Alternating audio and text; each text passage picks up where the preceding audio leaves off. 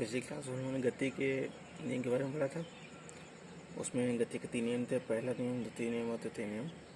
उसी के आगे कंटिन्यू करेंगे हम लोग। आज पढ़ेंगे संवेग के बारे में। यदि किसी पिंड के द्रव्यमान m है तथा उसका वेग v है तो उसका संवेग उसके द्रव्यमान तथा वेग के गुणनफल के बराबर होता है।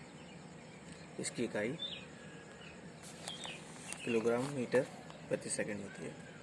अतः किसी पिंड के द्रव्यमान तथा वेग के गुणनफल का मान उसके संवेग के बराबर होता है। तो संवेग को P से शो करते हैं। संवेग P बराबर द्रव्यमान गुणा वेग। इसके बाद है संवेग संरक्षण का नियम। ये परीक्षा की दृष्टि से बहुत इम्पोर्टेंट है।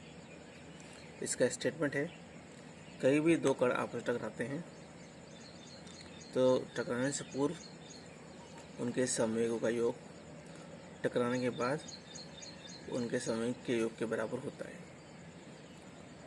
यदि दो कण आपस में टकराएंगे तो उनके पहले टकराने से पूर्व के संवेगों का योग और टकराने के बाद संवेगों का योग बराबर होता है। इसका डेरिवेशन करना है। माना दो पिंड जिनके द्रव्यमान m1 और m2 हैं। प्रारंभिक वेग u1 और u2 से गतिमान है। माना दोनों पिंड के टकराने के बाद t सेकंड के बाद उनका वेग v1 और v2 हो जाता है। तब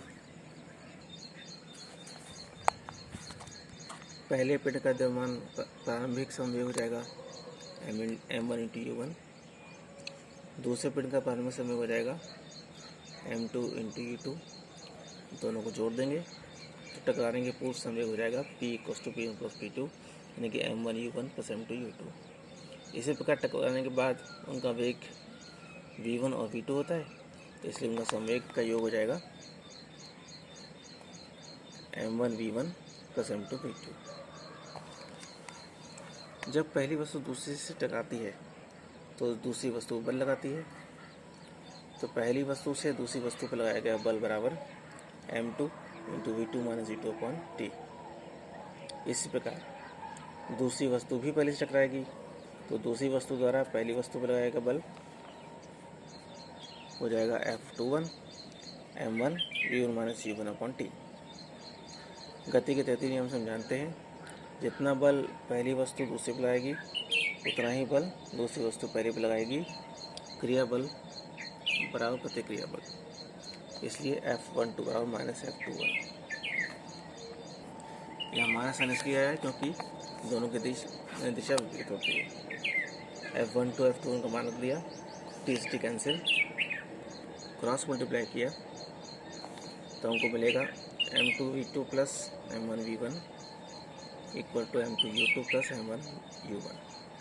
ये हो जाएगा P' और ये हो जाएगा P, यानी कि टकराने से पूर्व का संवेग बराबर टकराने के बाद का संवेग। एक प्रश्न लेते हैं।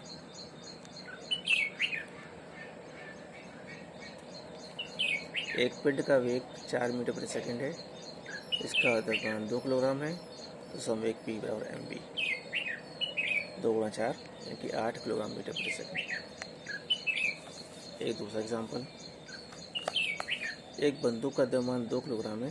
इसमें 0.01 किलोग्राम की एक गोली है। यदि बंदूक से गोली को 200 मीटर प्रति सेकंड वेग से दागा जाए तो बंदूक किस वेग से पीछे हटेगी, इसको सॉल्व करना है।